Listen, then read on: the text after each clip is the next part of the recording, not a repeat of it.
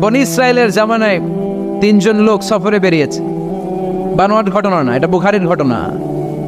সফরে বেরিয়েছে, মরুভূমির মাঝখানে প্রতিমধ্যে প্রচন্ড তুফান আর বৃষ্টি। বৃষ্টি থেকে বাঁচার জন্য এরা একটা পাহাড়ের গুহার ভেতরে ঢুকেছে। হঠাৎ থান্ডার, বজ্রপাত, বিজলি, মুষলধারে বৃষ্টি। বৃষ্টির পানিতে পিচ্ছিল হয়ে উপর থেকে বিশাল প্রকাণ্ড একটা পাথরের খণ্ড এসে গুহার মুখের মধ্যে আটকে গিয়েছে। যেই গুহার মুখ দিয়ে তারা ঢুকেছে, ওইখানে বিশাল একটা পাথর গড়িয়ে এসে উপর থেকে বলল, অন্ধকার, ভিতরে কোনো আলো নাই, কোনো জনমানব নাই, বাঁচানোর কেউ নাই, কিচ্ছু দেখা যায় না, ঘুটঘুটে অন্ধকার। বাইরে থেকে আলো আর অক্সিজেন যে আসবে ওই সুযোগটাও নাই। 3 জন বুঝে গেল আমাদের মৃত্যু এখানেই হবে। আমাদের কঙ্কালগুলো শত শত বছর এখানে পড়ে থাকবে, কেউ উদ্ধারের জন্য আসবে না, ঠিক কিনা? বাঁচানোর কেউ নাই, অক্সিজেন যতটুকু আছে কিছুক্ষণ পরে এটাও শেষ হয়ে যাবে। 3 জনের একজন বলল, আমাদের বাঁচানোর কেউ নাই, একজন ছাড়া তিনি কে? আমাদের 3 জনের জীবনের এমন কোন নেক আমল আছে কিনা যেটা দিয়ে আল্লাহর কাছে দোয়া করা যায়? কার জীবনে কি নেক আমল আছে যেই নেক আমলটা দুনিয়ার কোনো মানুষকে দেখানোর জন্য করা হয় নাই, শুধু করা হয়েছে কার জন্য? এরকম কোন নেক আমল থাকলে দোয়া করা শুরু করো, এছাড়া আমাদের বাঁচার কোনো উপায় নাই। একজন দোয়া করা শুরু করলো।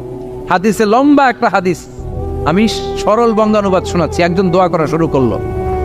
একজন বলতে শুরু করলো, আল্লাহুম্মা কানা লি আবাওয়ান শাইখান কাবীরান। ও আল্লাহ, আমার বৃদ্ধ বৃদ্ধা মা বাবা ছিল, আমি পেশায় ছিলাম রাখাল। প্রতিদিন রাখালগিরি করার পরে, ছাগলের দুধ দহন করার পরে যখন বাসায় ফিরে আসতাম, সবার আগে আমি আমার আব্বা আম্মারে দুধ খাওয়াতাম। আব্বা আম্মাকে দুধ খাওয়ানোর পরে আমার সন্তানদের মুখে, আমার স্ত্রীদের মুখে আমি দুধ তুলে দিতাম। একদিন আমার আসতে দেরি হয়ে গেল, এসে দেখি আব্বা আম্মা ঘুমিয়ে গেছে। দুধের বাটি নিয়ে আমি আব্বা আম্মার মাথার সামনে দাঁড়িয়ে রইলাম। মনে মনে ভাবলাম, আব্বা আম্মা যখন ঘুম থেকে জাগবে, আব্বা আম্মারে আগে আমি দুধ খাওয়াবো, তারপরে ছেলে মেয়েরে খাওয়াবো, স্ত্রীদেরকে খাওয়াবো। দাঁড়িয়ে রইলাম। আমার ছেলে মেয়েরা এসে আমার কাছে বললো, আব্বা খাবার দাও। আমি দেই নাই। ক্ষুধার জ্বালায়, ক্ষুধার যন্ত্রণায় পাগল পাড়া হয়ে আমার কলিজার টুকরা ছেলে মেয়েগুলো আমার পায়ের মধ্যে পড়ে কাঁদতে লাগলো, আব্বা একটু দুধ দাও, ক্ষুধা লেগেছে। ও আল্লাহ, আমি দেই নাই। ফজর পর্যন্ত দাঁড়িয়ে রইলাম। ফজরের সময় যখন আব্বা আম্মা ঘুম থেকে উঠলেন, সবার আগে আব্বা আম্মারে দুধ খাওয়ালাম, তারপরে ছেলে মেয়েদের মুখে তুলে দিলাম। ও আল্লাহ, ও আল্লাহ, ওই দিনে সারা রাতটা আমি দাঁড়িয়ে আব্বা আম্মার জন্য যে দাঁড়িয়েছিলাম, দুনিয়ার কাউরে দেখানোর জন্য নয়, শুধু তোমারে খুশি করার জন্য। ওই রাতের ইবাদতটা যদি তোমার কাছে পছন্দ হয়, ফাররিজ আন্না মা নাহনু ফি, আজকে যেই বিপদে আমরা আছি, বিপদ থেকে তুমি বাঁচাও। বলার সাথে সাথে 1/3, 1/3 পাথরটা ডান দিকে সরে। সুবহানাল্লাহ পড়বেন না? এবার বাইরে থেকে আলো আসতে শুরু করেছে, অক্সিজেন ঢুকতে শুরু করেছে, তাদের মনের মধ্যে স্বস্তি ফিরে এসেছে। এবার দ্বিতীয় জন দোয়া শুরু করলো, আল্লাহ, আমার এক চাচাতো বোন ছিল, এত সুন্দরী, আমার জীবনে এত সুন্দরী নারী আমি দেখি নাই, এত সুন্দরী নারী। ওয়া কুনতু উহিব্বুহু বিআশাদ্দি মা ইউহিব্বুর রিজাল আন নিসা, একজন পুরুষ একজন নারীকে যত ভালোবাসতে পারে, আমি ঠিক ততটা ভালোবাসতাম আমার এই সুন্দরী কাজিনকে, চাচাতো বোনকে। কিন্তু আমার মনের কথা আমার চাচাতো বোনরা আমি বোঝাতে পারি নাই। একদিন লজ্জা শরমের মাথা খেয়ে চাচাতো বোনরা আমি বললাম, তোরে আমি বড্ড ভালোবাসি, একান্তে আমি তোরে চাই। চাচাতো বোন বলল, এত এত স্বর্ণ মুদ্রা যেদিন জমাতে পারবা ওই দিন আমারে পাবা। এবার আমি স্বর্ণ মুদ্রা জমাতে লাগলাম। জমাতে জমাতে জমাতে জমাতে বছর শেষে স্বর্ণ মুদ্রার থলে নিয়ে চাচাতো বোনের হাতে দিলাম। চাচাতো বোন আমার অপকর্মে রাজি হয়ে গেল। গোপন একটা রুমের ভেতরে আমরা ঢুকলাম, দুইজনেই জামা কাপড় খুলে নেকেড হলাম, জিনা করব, পাপ কাজ করব। একেবারে ফাইনাল ডেস্টিনেশন আমরা চলে গেলাম। পাপ কাজ যখন আমরা শুরু করব, ইন দা মিন টাইম আমার চাচাতো বোন আমার ডেকে বলে, ও আমার চাচাতো ভাই, ইত্তাকিল্লাহ, ইত্তাকিল্লাহ, আল্লাহরে ভয় কর, আমার সতীত্ব নষ্ট করে দিস না। আল্লাহ ওই মুহূর্ত থেকে ফিরে আসা কোনো পুরুষের পক্ষে সম্ভব ছিল না। ইত্তাকিল্লাহ, এই বাক্যটা শুনে, তোমার আওয়াজ শুনে আমার কলিজার মধ্যে কাঁপুনি ছুটে গিয়েছে। তোমার নাম শুনে আমি আর ধৈর্য ধারণ করতে পারি নাই। চিৎকার মেরে জামা পেড়ে ওই ঘর থেকে বের হয়ে গেলাম।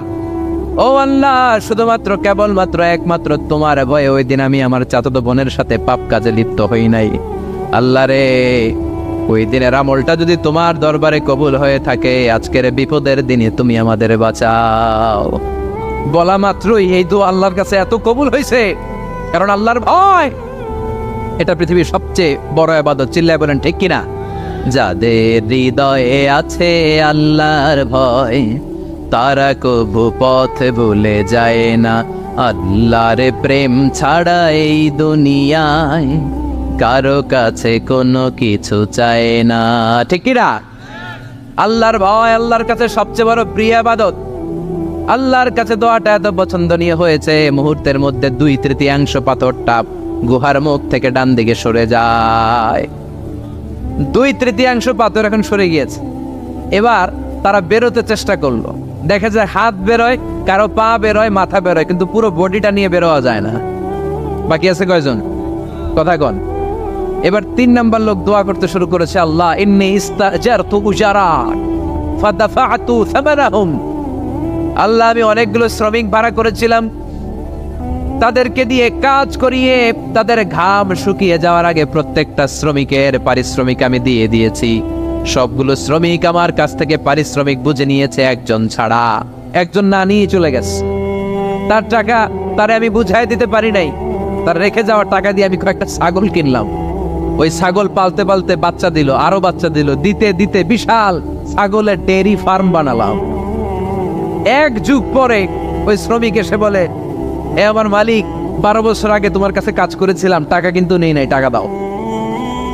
আমি বললাম, ওই যে বিশাল ছাগলের বড় একটা ডেয়ারি ফার্ম দেখা যায়, পুরো ডেয়ারি ফার্ম তোমার, ডেয়ারি ফার্মটা তুমি নিয়ে যাও। শ্রমিক আমারে বলতে লাগলো, তাস্তাজিউ মিন্নি, আমার সাথে ঠাট্টা করো নাকি?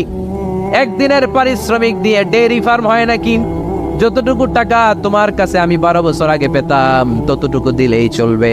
তারে আমি বুঝিয়ে বললাম, তোর টাকা দিয়ে ছাগল কিনেছি, ছাগলের ব্যবসা করে ডেয়ারি ফার্ম বানিয়েছি, একটার পর একটা ছাগল বাচ্চা দিতে দিতে আজকে হাজার হাজার ছাগলের এই ডেয়ারি ফার্ম, পুরো ডেয়ারি ফার্মটা আমি তোরে দিয়ে দিলাম। বলা মাত্র ওই শ্রমিকটা ডেয়ারি ফার্ম নিয়ে চলে গেল। মাবুদের এই কঠিন বিপদের দিন সে শুধু দাবি করেছিল তার পারিশ্রমিক, তার পারিশ্রমিকের টাকা তার হাতে দিলে সে খুশিতে বাকবাকুম, কিন্তু তার বদলে পুরো ডেয়ারি ফার্মটা আমি তার হাতে তুলে দিয়েছি একমাত্র তোমার সন্তুষ্টির জন্য।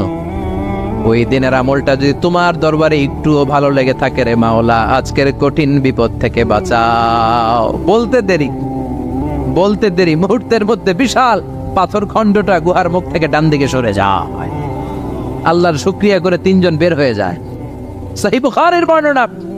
আপনার জীবনে এমন কোন নেক আমল যদি থাকে যেটা শুধু আল্লাহর দেখানোর জন্য করছিলেন, আমরা আমল করব অবশ্যই দেখানোর জন্য, তবে মানুষকে নয়।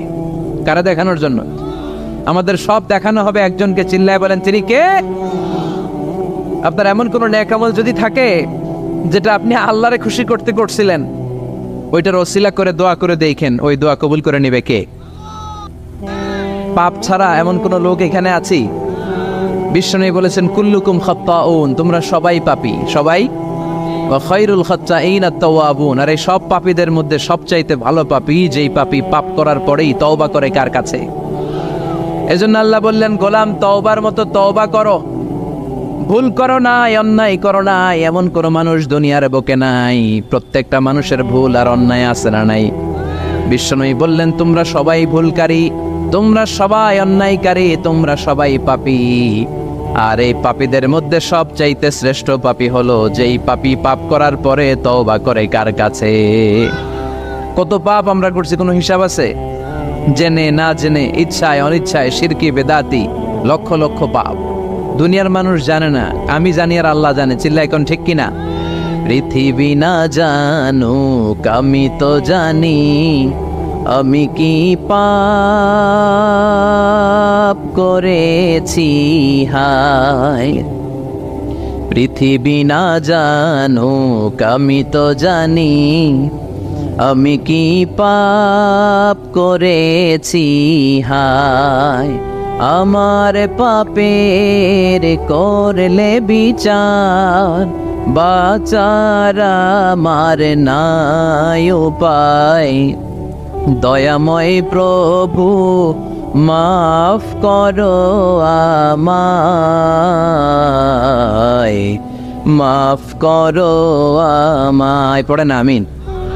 পাপ ছাড়া কেউ নাই, সবাই পাপী, সবাই পাপী। শুধু আমি পাপী না, আমার বাবা পাপী, আমার দাদা পাপী, আমার 14 গোষ্ঠী পাপী। চিল্লায় বলেন ঠিক কিনা? এজন্য রব্বুল আলামিন বলেন, ইয়া আইয়ুহাল্লাযীনা আমানু তুবু ইলাল্লাহি তাওবাতান নাসুহা। ও গোলাম, তওবা করো, তওবার মতো তওবা করলে তোমাদের জিন্দেগীর সব গুনাহ মাফ করে দিবে কে? قل يا عبادي الذين أسرفوا على أنفسهم لا تقنطوا من رحمة الله إن الله يغفر الذنوب جميعا إنه هو الغفور الرحيم। সুবহান আল্লাহ পড়েন। আল্লাহ ডেকে বললেন, গোলাম, যারা জুলুম করেছো, নফসের উপর জুলুম করেছো, অন্যায় করেছো, পাপ করেছো, আমার রহমত থেকে নিরাশ হয়ো না।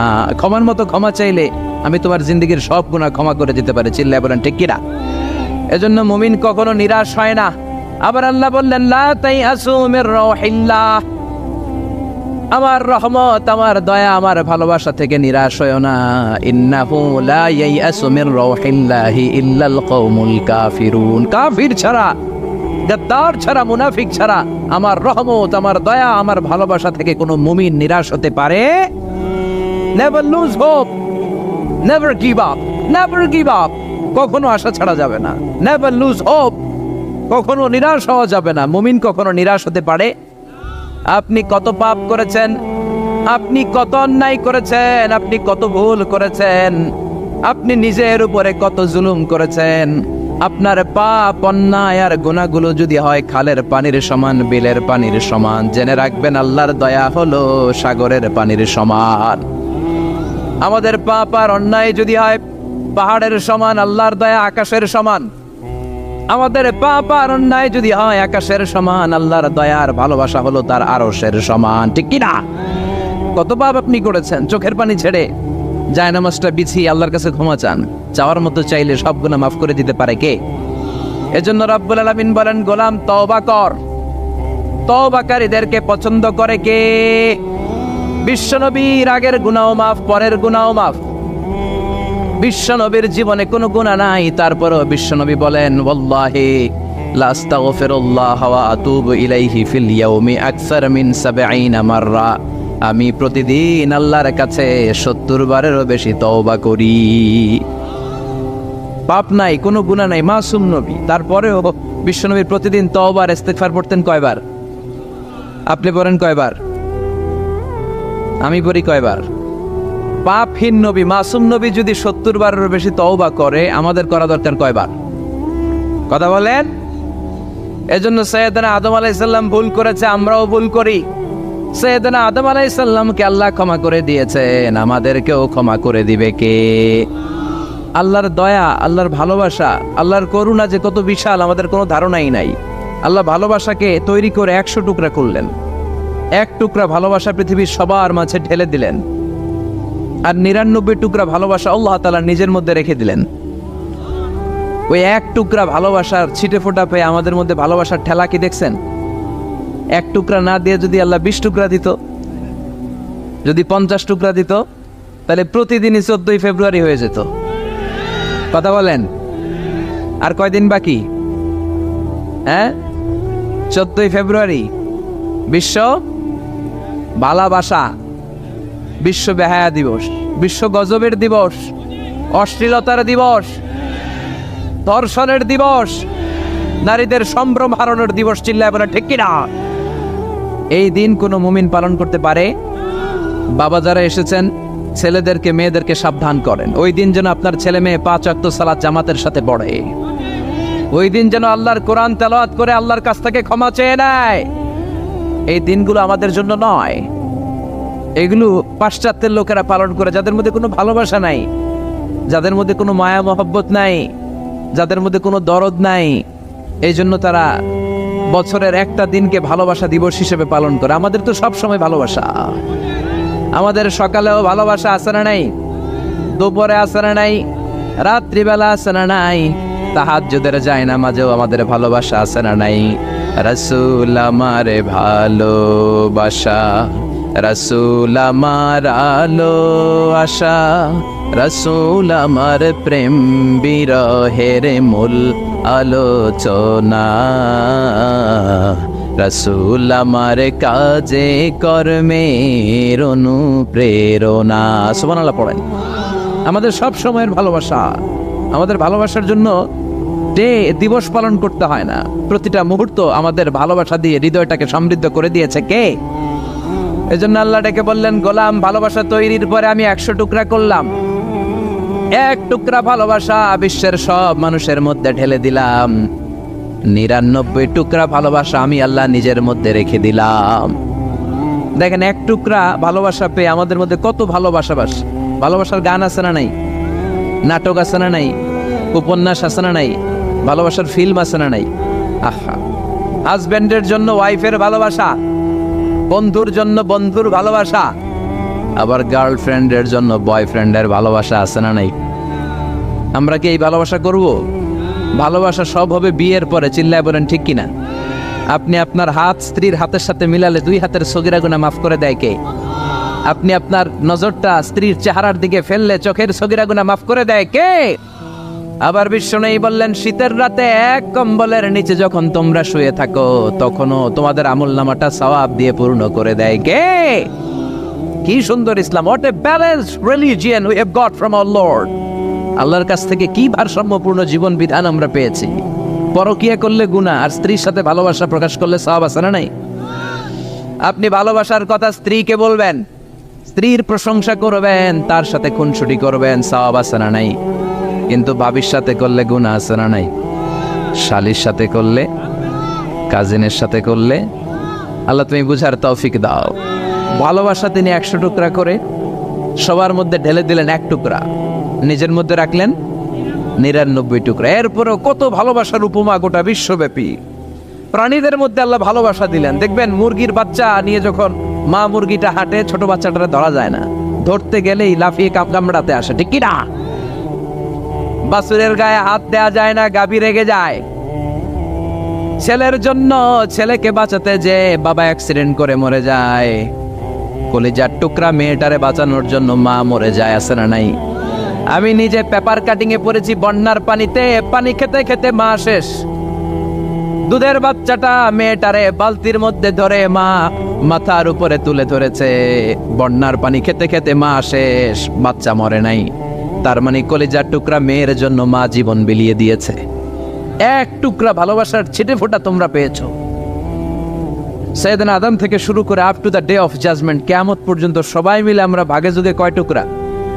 কথা বলেন। আর আল্লাহ নিজের কাছে রেখে দিয়েছেন কয় টুকরা? তাহলে ভালোবাসা আল্লাহর বেশি না কম?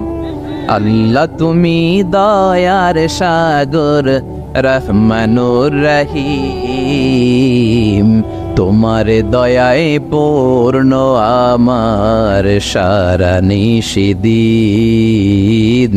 তোমার দয়ায় পূর্ণ আমার সারা নিশিদিন। সুবহানাল্লাহ পড়েন। আল্লাহর যে এই অপার দয়া ভালোবাসা, এটার উপর আস্থা আছে তো? নাকি নিজের ঈমান আর আমলের উপর আস্থা রাখবেন?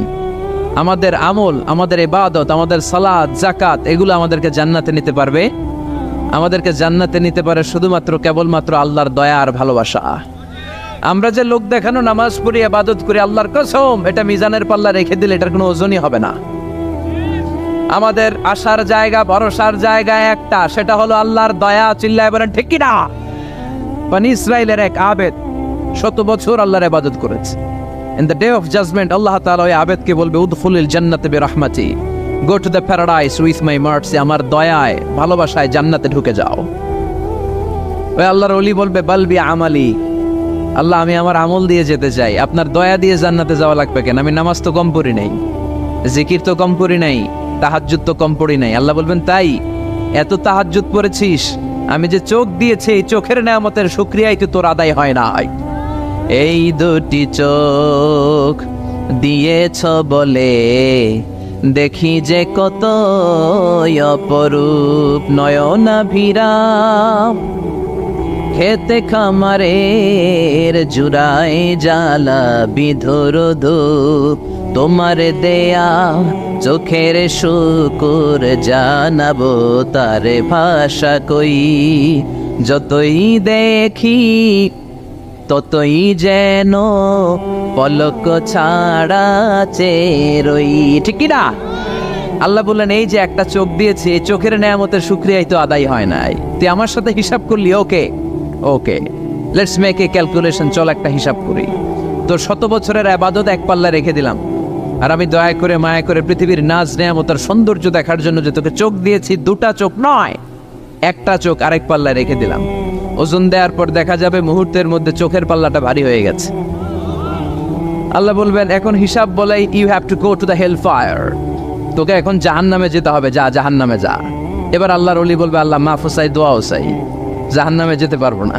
আল্লাহ তুমি আমারে মাফ করে দাও আল্লাহ বলবেন now you are on the right track এখন তুমি লাইনে আসছো মিয়া এতক্ষণ বেলাইনে কথা বলতেছিল আমার দয়া আমার রহমত আমার ভালোবাসা ছাড়া কোশ্চিন কালেও কেউ জান্নাতে ঢুকতে পারবে আল্লাহ তখন তারে বলবেন উদখুলুল জান্নাতা বিরহমাতি go to the paradise with my mercy আমার দয়ায় এখন তুমি জান্নাতে ঢুকে যাও চিল্লায় পড়েন সুবহানাল্লাহ এজন্য মানুষ মাত্রই ভুল হবে অন্যায় হবে ভুল করা পাপ করা অন্যায় করা এটা দোষের কিছু না কিন্তু পাপের উপর স্থায়ী থাকা হলো দোষের ঠিক কিনা শয়তান ভুল করেছে অন্যায় করেছে সাথে সাথে যদি শয়তান তওবা করতো ইবলিস রেও মাফ করে দিত কে কিন্তু সে মাফ চায় নাই সে তার পাপের উপরে অটল ছিল ঠিক কিনা শয়তান আর ইনসান এই দুয়ের মধ্যে মৌলিক পার্থক্য হচ্ছে এটা শয়তান পাপ করে পাপের উপর স্থির থাকে আর আমরা পাপ করে মাফ চাই কার কাছে আমাদের জন্য মাফ চাওয়ার দরজা খোলা আছে না নাই সকালে গুনাহ করছি দুপুরে মাফ করে দিবে কে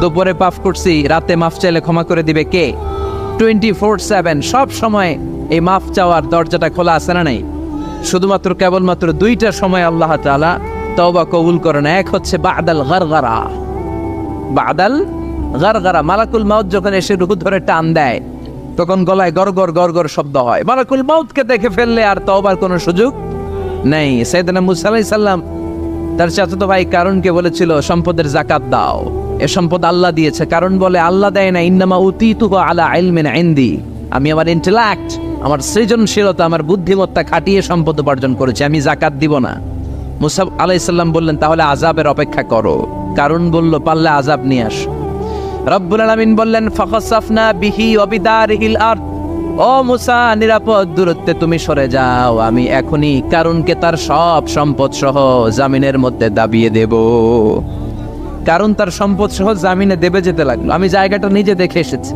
মিশরের রাজধানী কায়রো থেকে 120 কিলো দূরে ফাইউম নামে একটা জেলা আছে ওই জেলায় বহাইরা কারণের সব সম্পত্তি আল্লাহ জামিনে দাবিয়ে দিয়েছে হাঁটু পর্যন্ত দেবে যায় সে ভেবেছে আমি বেঁচে যাব কোমর পর্যন্ত দেবে গিয়েছে বেঁচে যাব গলা পর্যন্ত যখন দেবে গিয়েছে আর বাঁচার সুযোগ নাই কারণ কয় মুসা সব সম্পত্তি তোরে আর তোর আল্লাহরে দিয়ে দিলাম আমারে বাঁচা আমারে বাঁচা আমি তওবা করলাম তখন কি তওবার সময় আছে কথা কোন বাদাল গারগারা মালাকুল মাউত যখন দেখে ফেলবেন তখন তওবার সুযোগ আছে ফেরাউনেরও একই দশা লোহিত সাগরের পানি খেতে খেতে ফেরাউনের পেটটা যখন এত বড় হয়ে যায় ফেরাউন হাত তুলে বলে আনা মিনাল মুসলিমিন আমি মুসলমান আমি এটা কোরআনের আয়াত কিন্তু আনা মিনাল মুসলিমিন বনি ইসরাইলরা যে আল্লাহর উপর ঈমান এনেছে আমিও ফেরাউন সে আল্লাহর গোলাম আল্লাহ বলে দ্য টাইম ইজ আপ সময় শেষ এখন তোমার ঈমান কবুল করা হবে তার মানে বাদাল গারগারা তওবা কবুল হয় না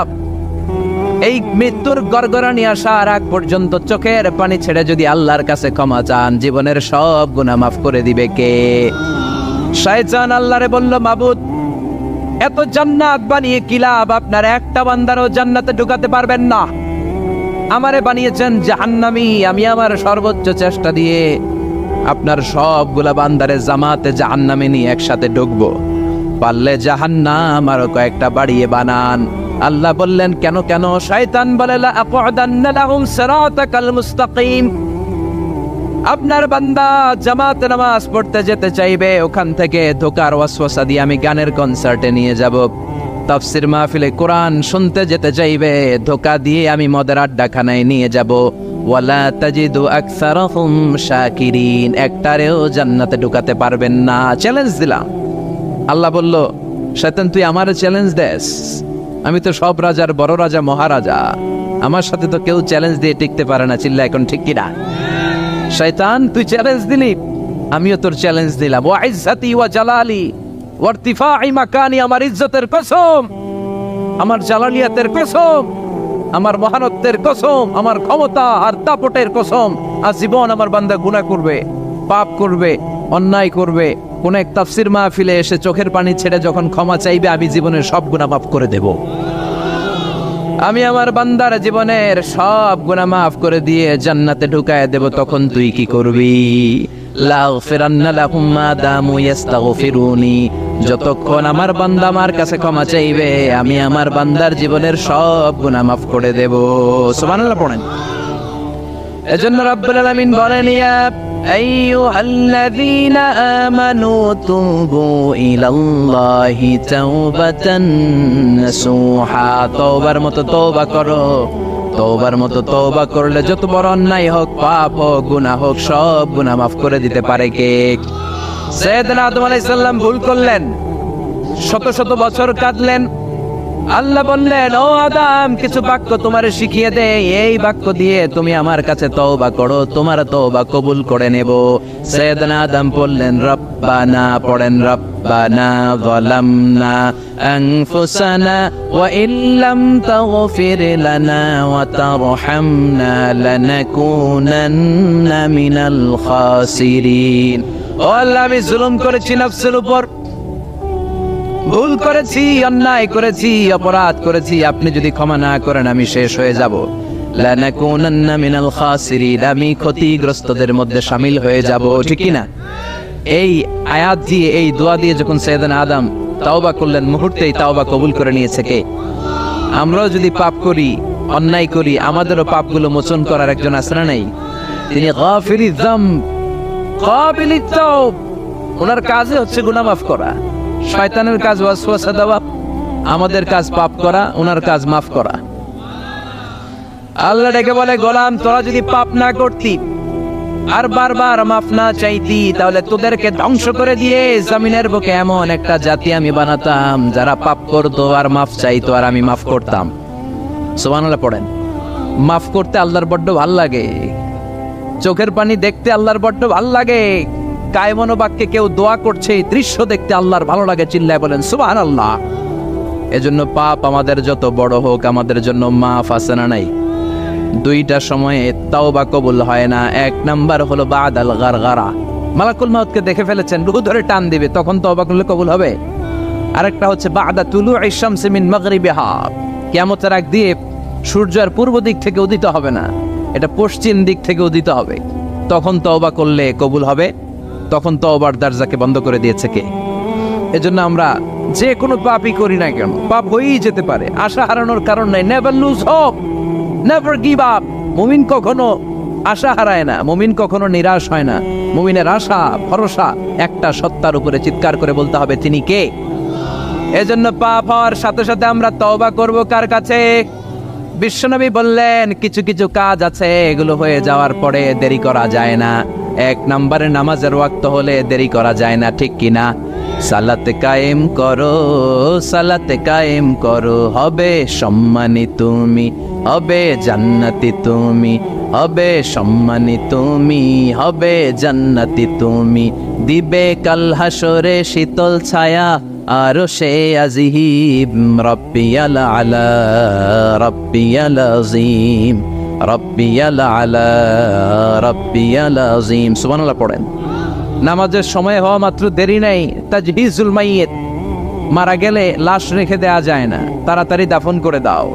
নামাজের সময় হলে নামাজ পড়ো, দেরি করো না। মানুষ মারা গেলে দাফন করতে দেরি করো না। বান্দা যদি পাপ করে ফেলে, তওবা করতে দেরি করো। এজন্য পাপ করার সাথে সাথে তওবা করার দরকার আছে না নাই? এখন তওবা যে করব, কোন সিস্টেমে করব? কোন সিস্টেমে? ভুল হওয়া মাত্রই আপনি অনুতপ্ত হয়ে চোখের পানি ছেড়ে আল্লাহর কাছে মাফ চান, আল্লাহর কাছে ক্ষমা চান, এটার নামই তওবা। আমাদের দেশে হুজুর আইনা তওবা পড়ায়, আছে না নাই? আনন্দপুরে এগুলা নাই, আছে না? কয় ইমাম সাহেবরে নিয়ে আয়, খতিব সাহেবরে নিয়ে আয়, হাফেজ সাহেব হুজুরে নিয়ে আয় তওবা পড়া। না, তওবা পড়ানো লাগে না, আপনার নিজের তওবা আপনি নিজেই পড়বেন। আপনি অনুতপ্ত হয়ে চোখের পানি ছেড়ে আপনার আল্লাহরে ডাক দেন, ডাক দেয় মাত্র তিনি সাড়া দেবে। চিল্লায় বলেন ঠিক কি না?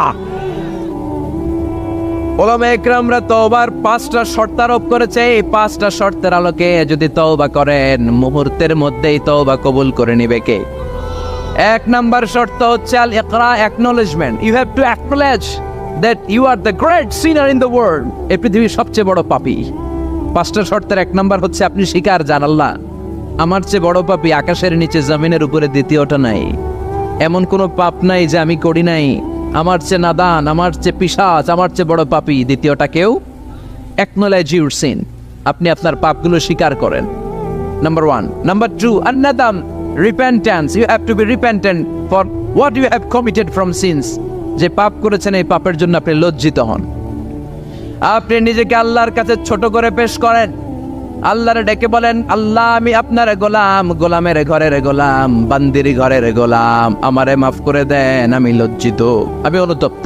তাহলে 1 নম্বর শর্ত আপনি ঘোষণা দেন যে আপনি পাপ করেছেন। 2 নম্বর শর্ত আপনাকে অনুতপ্ত হতে হবে যে আল্লাহ আমি পাপ করে ফেলেছি। 3 number, you have to stop what you have committed. যে পাপ আপনি শুরু করেছেন এটা বন্ধ করে দেন।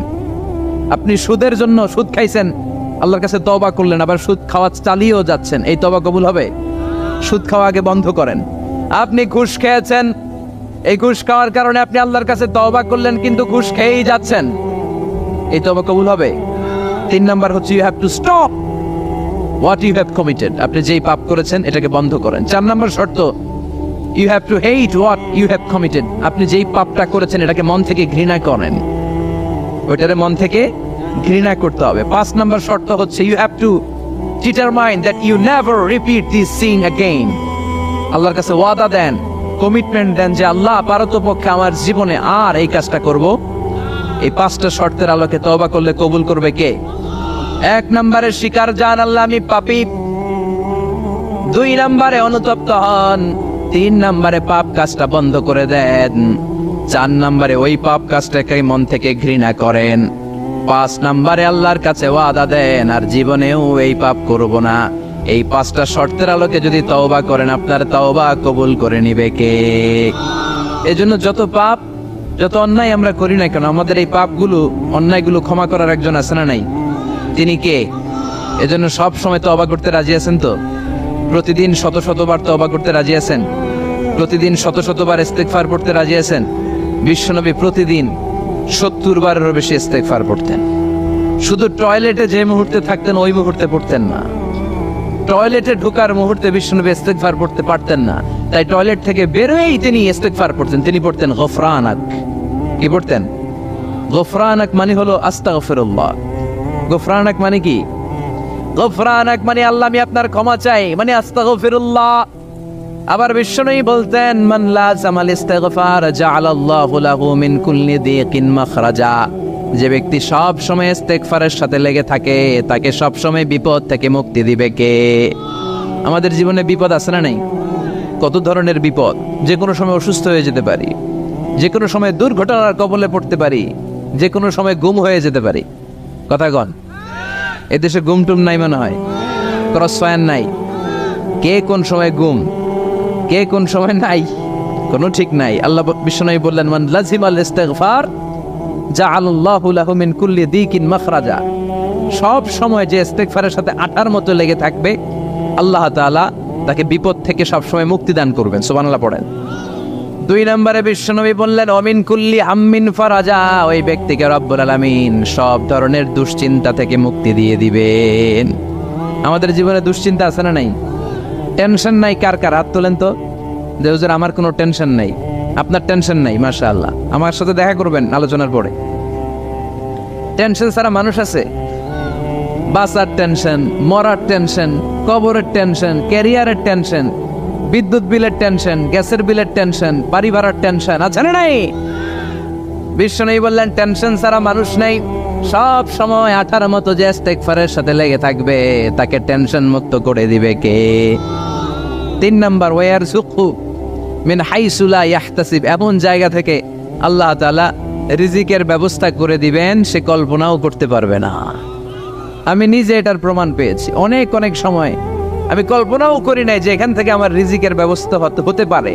এমন পরিমাণে রিজিকের ব্যবস্থা এসেছে, দুই হাতে নিয়েও কুলাতে পারি নাই। এজন্য সব সময় চলতে ফিরতে উঠতে বসতে ইস্তিগফারের সাথে লেগে থাকার দরকার আছে না নাই?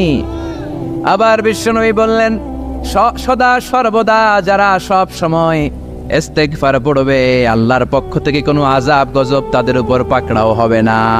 ওয়া মা কানাল্লাহু মুআযযিবাহুম ওয়া হুম ইস্তাগফিরুন। সুবহানাল্লাহ। যতক্ষণ তুমি ইস্তিগফার পড়বে আল্লাহর পক্ষ থেকে প্রোটেকশন আছে না নাই? তাহলে চারটা জিনিস পেলেন। এক নম্বরে, বিপদ থেকে মুক্তি দিবে কে? টেনশন মুক্ত করে দিবে কে? রিজিকের ব্যবস্থা করে দিবে কে? আল্লাহর আযাব আর গজব থেকে আপনার হেফাজতে রাখবে কে? ইস্তিগফার পড়ার 5 নম্বর ফজিলত হচ্ছে, সব সময় ইস্তিগফার করলে আপনি মুস্তাজাবুদ দাওয়া হয়ে যাবেন। কি হয়ে যাবেন? মানে দোয়া করলেই কবুল করবে কে? মুস্তাজাবুদ দাওয়া, এই টার্মিনোলজি, এই পরিভাষাটা কি আজকে প্রথম শুনলেন? খেয়াল রাখবেন, মুস্তাজাবুদ দাওয়া মানে এমন ব্যক্তি, যেই ব্যক্তি দোয়া করতে দেরি কিন্তু দোয়া কবুল হতে দেরি হয়। হাত তুলে দোয়া করতে দেরি, মুহূর্তেই দোয়া কবুল করে নেয় কে? আপনি যদি সব সময় ইস্তিগফারের আমলটা করেন, আপনারে মুস্তাজাবুদ দাওয়া বানিয়ে ফেলবে কে? বিশ্বনবী বললেন, মুসা আলাইহিস সালাম আল্লাহর ডেকে বললেন, আল্লাহ আল্লিমনি কালিমাতান আদউ বিহা। ও আল্লাহ, এমন একটা স্পেশাল জিকির আপনি আমারে শিক্ষা দেন, এই জিকির দিয়ে আমি আপনারে ডাকবো। এই জিকিরটা জানবে শুধু আমি, আর জানবেন আপনি, দুনিয়ার কেউ জানবে না। এমন একটা জিকির শিখান যে জিকিরটা কেউ জানে না, জানবে শুধু আমি আর জানবেন আপনি। কথা শুনতেছেন? প্রশ্ন করছে কে? হ্যাঁ, আল্লাহ প্রশ্ন করছে। প্রশ্ন করেছে কে? মুসা আলাইহিস সালাম। করেছে কার কাছে? শ্রেষ্ঠ একটা জিকির শিখায় দেন যেটা শুধু আমি করবো আর কেউ করতে পারবে না। আল্লাহ বললেন, মুসা পড়ো লা ইলাহা। মুসা আলাইহিস সালাম বললেন, আল্লাহ জিজ্ঞেস করলাম কি আর কইলেন কি? লা ইলাহা ইল্লাল্লাহ, এটা তো জাতীয় জিকির। কথা কন, এটা তো ইন্টারন্যাশনাল জিকির, এটা তো সবাই পারে। আমি তো চাইছি এমন একটা এক্সক্লুসিভ যেটা আপনি আর আমি ছাড়া কেউ জানে না, শুধু জানবেন আপনি আর আমি। আল্লাহ বললেন, মুসা এর চাইতে শ্রেষ্ঠ জিকির আমার কাছে নাই। ও মুসা, লাউ তাদাউ সাবউস সামাওয়াতি ওয়াল আরদ ফি কাফা, 7 আকাশ 7 জমিন যদি এক পাল্লায় রেখে দাও, ওয়ালা ইলাহা ইল্লাল্লাহ ফি কাফাতিন উখরা, লা ইলাহা ইল্লাল্লাহ যদি আরেক পাল্লায় রেখে দাও, লা রাজাহাত কাফাতু লা ইলাহা ইল্লাল্লাহ, মুহূর্তের মধ্যে লা ইলাহার পাল্লা ভারী হয়ে যাবে রে মুসা। এই পৃথিবীতে আসার একটা সিরিয়াল থাকে, যাওয়ার কোনো সিরিয়াল নাই। কি অবাক করা কাণ্ড! আসার সময় দাদা আসে, তারপরে বাবা, তারপরে ছেলে, তারপরে নাতি, কিন্তু যাওয়ার সময় নাতির লাশ কাঁধে নিয়ে দাদা গোরস্থানে যায়, ছেলের লাশটাকে কাঁধে নিয়ে বাবা কবরস্থানে যায়। এরকম নজির আছে না নাই? এই জন্য আমরা কোরআনের মাজলিসে এসেছি, এটার একটা আদব আছে। এখানে আদব মেনটেন করে চললে এভরি সেকেন্ডে আপনার উপর মার্সি, ব্লেসিংস, রহমত, বরকত নাজিল করবে কে? আর আদব যদি ভেঙে ফেলি তাহলে রহমত নাই, বরকত নাই, আসবে আমাদের উপর লানত এবং গজব। জোরে বলেন ঠিক কিনা? এই জন্য আজকে আমরা শেষ পর্যন্ত থেকে ছোট কাজ নাই এর এই জামে মসজিদের উদ্যোগের এই মাহফিলটাকে সফল করে তারপরে ইনশাল্লাহ বাড়ি ফিরে যাবো। ইনশাল্লাহ পড়েন, এটা সবাই পড়েন ইনশাআল্লাহ। আরো জোরে পড়েন ইনশাআল্লাহ। আমাকে দেখেছেন আপনারা প্রধান মুফাসসির, আপনাদের শুকরিয়া। বিশেষ বক্তা হিসেবে কথা বলেছে হযরত মাওলানা শাহাদাত হোসেন মুজাদ্দিদি, আরবি প্রভাষক, 10 পাড়া কামিল মাদ্রাসা, দাউদকান্দি, কুমিল্লা। আমার পাশেই বসে। হুজুরকে চিনেন তো আপনারা? হুজুরের সাথে প্রথম দেখা হয়েছিল পাশাকোটের প্রোগ্রামে। চমৎকার কথা বলে, কোরআন থেকে কথা বলে। যারাই কোরআন থেকে কথা বলবে তাদের জন্য ময়দান উর্বর প্রস্তুত হয়ে বসে আছে। জোরে বলেন ঠিক কিনা? আর কোরআনের বাইরে কথা বললে, তাফসিরুল কোরআনকে অপছন্দ করলে, ইসলামের নামে উল্টাপাল্টা মানুষকে শোনাতে চাইলে তাদের সাথে আমাদের কোনো সম্পর্ক। তাফসিরুল কোরআন অনেকের ভালো লাগে না, আমার ভালো লাগেছে এই নামটা, যে আমরা সরাসরি কোরআন থেকে বলি। তাফসিরুল কোরআন একদলের এই নামটা শুনলেই গায়ে জ্বালা করে, আসে না নেই? তোমাদের গায়ে জ্বালা নিয়ে তোমরা থাকবা, মুতু বিগাইযিকুম, তোমাদের রাগ নিয়ে তোমরা মরো, তোমাদের জ্বালা নিয়ে তোমরা দুনিয়া থেকে যাবা। আল্লাহর কোরআনে পৃথিবী থেকে নিঃশেষ হবে না। জোরে বলেন ঠিক কিনা? যারা এই কোরআনের বিরোধিতা করে আল্লাহ তাদেরকে অতুল গহ্বরে ইতিহাসের মধ্যে হারিয়ে দিবেন, তাদের নাম নিশানা থাকবে না। ফেরাউনের হুমকি ধামকি অনেক ছিল, আজকে নাই। আজকে ফেরাউনের নাম বললে আমরা বলি লাআনাতুল্লাহি আলাইক, গদাবুল্লাহি আলাইক। আবু জাহেলের নাম শুনলে আমরা বলি লাআনাতুল্লাহি আলাইহি, আল্লাহ লানত তার উপরে। যেরকম ঠিক কিনা? দুনিয়াতেও লাআনাত, আখিরাতেও লাআনাত। সৌদি সরকার আবু জাহেলের বাড়িতে ল্যাট্রিন করে দিয়েছে, মাস ল্যাট্রিন, গণল্যাট্রিন। লোকজন যে পায়খানা করে আইগা ভরাই দিয়ে আসে। বাংলাদেশে হাজিরা গেলে বিমান থেকে নেমে একটা তাওয়াফ পরে করবো, আগে আইগা লই। আবু জাহেলের বাড়ি কোনটা? ওর বাড়িতে যে তারা এই আকাম গুলা করে। তার মানে গোটা বিশ্বব্যাপী up to the day of judgement, কিয়ামত পর্যন্ত আবু জাহেলের উপর লানত আসরা নাই। আর আমার বিশ্বনবীর উপর রহমত আর বরকত আসরা নাই। নামরুদের উপর লানত আসরা নাই। বিশ্বনবীর নামের প্রশংসা গোটা বিশ্ব জুড়ে আছে না নাই? ফেরাউনের নাম শুনলেই তার উপর আল্লাহ লানত আছে না নাই? বিশ্বনবীর নাম শুনলেই সাথে সাথে তাকবীর আছে না নাই? যে ফেরাউন, আমি নিজে দেখে এসেছি ফেরাউনের লাশটার সামনে। আমি ঘুরে ঘুরে দেখলাম রয়্যাল মমিস চেম্বারে শুটকি মানুষ, একটা মানুষকে শুটকি দিলে যেমন হয়, ফেরাউনের লাশের অবস্থা ঠিক তেমন। আমার বিশ্বাসই হয় না যে এই ফেরাউনের ধমকে প্রিয় নবী মুসা আলাইহিস সালাম রাতে ঘুমাতে পারে নাই। তার ধমকিতে, তার হুমকিতে মিশরের বালুগুলো, জমিনের বালুগুলো থার করে কেঁপেছে। আজকে তার কোনো হুঙ্কার নাই, তার কোনো আওয়াজ নাই, তার কোনো ক্ষমতা নাই, তার কোনো দাপট নাই। এগুলো থেকে চিন্তাশীলদের জন্য চিন্তা আছে না নাই? ঘুরে ঘুরে দেখলাম ফেরাউনের পুরো লাশটা মুভিফাইং করা, ব্যান্ডেজ করা, এইভাবে শুয়ে আছে। মনে মনে পেলাম, ফেরাউন চাচা তুমি কেমন আছো? কিন্তু চাচার মুখ দিয়ে কোনো আওয়াজ নাই, একেবারে নিশ্চুপ। চিন্তা করে কোনো ভুল পেলাম না, কেমন করে এই লোকটা ধমক দিত সাইয়েদনা মুসা আলাইহিস সালামকে। এই লোকটার ধমকে মুসা আলাইহিস সালাম ভয়ে ভয়ে এখান থেকে ওখানে ভবঘুরের মতো ধরেছে। যেরকম ঠিক কিনা? নিজের বাড়িতে থাকতে পারে নাই, নিজ ঘরে পরবাস, নিজ গ্রামে ঘুমাতে পারে না, নিজ থানায় থাকতে পারে না, এরকম আছে না নেই? থানা আমার এইটা, আমি থাকি আরেক জায়গায়। গ্রাম আমার এইটা, আমি থাকি আরেক জায়গায়। বাড়ি আমার এইটা, ঘুমাই আমি আরেক বাড়িতে। যেরকম ঠিক কিনা? ওয়ালা তাহিনু ওয়ালা তাহসানু ওয়া আনতুমুল আ'লাউনা ইন কুনতুম মুমিনিন। এই আয়াতটাই আমাদের ভরসা। আল্লাহ বলেন ভয় নাই, চিন্তা নাই, কঠিন অবস্থা এত লম্বা সময় থাকবে না। এই কঠিন অবস্থাকে ছিন্ন করে আল্লাহর রহমত নিয়ে কালিমার পতাকা তোমরাই বাংলার জমিনে উড়াবা। ঠিক না? সেজন্য সবর ইখতিয়ার করতে হবে। এখন যেমনি আমরা সবর করছি, এই সবরকে কন্টিনিউ করতে হবে। এই সবরের মাঝে যেন কোনো চির না ধরে, কোনো ফাটল না ধরে। বিজয় আমাদের আসবে, চিল্লা বলে ঠিক কিনা? আপনি এক তাফসীর মাহফিল বন্ধ করে কিছু করতে পারবেন না। এক জায়গায় বন্ধ হয়, আরেক জায়গায় বেড়ে যায়। এক জায়গায় কোরআনের কথা বলার ক্ষেত্রে বাধা, আরো 10 জায়গায় নতুন নতুন ময়দান তৈরি হয়। জোরে বলেন ঠিক কিনা? এই জন্য আমরা এই কোরআনের পথ ছাড়বো না, আমরা এই কোরআনের পথে থাকবো। এই কোরআনের পথে আমরা জীবন দিতে প্রস্তুত, জান দিতে প্রস্তুত। শুধু কি কথাই নাকি কাজেও? কথাই না কাজেও। আজকের এই প্রোগ্রামের প্রধান অতিথি জনাব শাহজালাল মজুমদার, চেয়ারম্যান 4 নং শ্রীপুর ইউনিয়ন পরিষদ। চমৎকার মানুষ। যত মাহফিলে আমি এখানে আসি উনিও চলে আসেন। আল্লাহ ওনাকেও দিনের জন্য, ইসলামের জন্য কবুল করুক, আমরা পড়ি আমিন। বিশেষ অতিথি মোহাম্মদ আলমগীর হোসেন মজুমদার, মেম্বার 6 নং ওয়ার্ড 4 নং শ্রীপুর ইউনিয়ন পরিষদ। আল্লাহ বিশেষ অতিথিকেও কবুল করে নেক, আমরা পড়ি আমিন। সভাপতি হচ্ছেন হাফেজ মোহাম্মদ শাহ আলম মজুমদার, খতিব, ছোট কাছনাই জায়েন মসজিদ। তারপরে নিবেদক হচ্ছে ছোট কাছনাই গ্রামবাসী। ইসলামিক সঙ্গীত পরিবেশন করেছে রংধনু সাংস্কৃতিক ফোরাম। তাছাড়া আর অনেক গণ্যমান্য ফিগার এখানে উপস্থিত আছেন। আমার মোহতারাম খালু শ্বশুর জনাব Belayet Hossain, director share and care group, উনিও এসেছেন আমাদের সাথে। এরপরে অনেক আলেম ওলামাদের চেহারা আমি দেখতে পাচ্ছি। আমার প্রিয় ভাই কবির ভাই এসেছেন, জোর করে ওনার বাসায় নিয়ে গেছেন আজকে। ইন্তেজামিয়া কমিটি আপ্যায়ন করতে পারেন নাই, আমি আন্তরিকভাবে দুঃখ প্রকাশ করছি। আপনারা আয়োজন করার পরেও আমি সেখানে যেতে পারি নাই। এই যে আমাদের কোরআনের প্রতি ভালোবাসা, এই ভালোবাসাগুলোকে আল্লাহ in the day of judgment, কিয়ামতের দিন নাজাতের ওসিলা বানাকে আমরা পড়ি আমিন। আসুন আমরা আল্লাহর দরবারে শুকরিয়া এবং সুজুদ জানাই যে আল্লাহ তাআলা আজকের এই চমৎকার পরিবেশে মহাবিশ্বের মহাবিশ্বয় মহাগ্রন্থ আল কোরআন থেকে কথা শোনার জন্য আমাদেরকে একত্রিত করেছেন। আমরা খুশি না বেজা? খুশি। আসলে আমরা 3টা তাকবীর দিব আল্লাহর শুকরিয়া স্বরূপ। 3টা তাকবীর দিয়ে আমাদের আলোচনা শুরু করবো। আমি পড়বো আল্লাহু আকবার, আমার সাথে সাথে আপনারাও বলবেন আল্লাহু আকবার। পড়া যাবে তো? গলা ফাটিয়ে পড়তে হবে। রাজি আছেন তো? পড়েন আল্লাহু আকবার, আল্লাহু আকবার, আল্লাহু আকবার। আজকে যে বইটা থেকে, যে বইটার আলোকে আমরা কথা শুনবো, বইটার নাম কি? সবাই বলেন কি নাম? আর জোরে কি নাম? এই কোরআনে কোনো ভুল আছে, সন্দেহ আছে? কারণ বইটাকে নাজিল করেছে কে? আপনার জীবনে, আপনার মরণে সব কিছুর সমাধান কোরআনে আছে না নাই? সমাধান চাও যদি জীবনে মরণে, ফিরে যাও খুঁজে নাও চোখ রাখো কোরআনে। পড়েন সবাই। সমাধান চাও যদি জীবনে মরণে, ফিরে যাও খুঁজে নাও চোখ রাখো কোরআনে।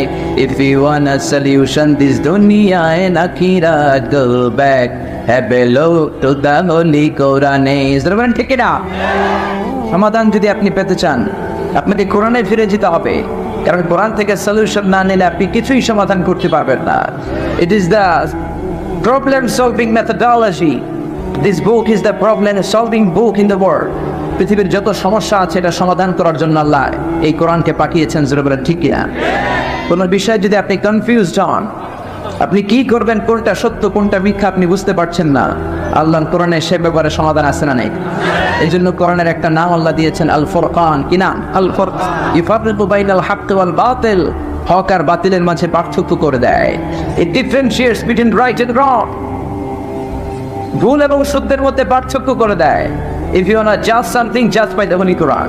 কোনো কিছু জাজ করতে চাইলে কোরআন দিয়ে করে। If you want test something, test with the Holi Quran.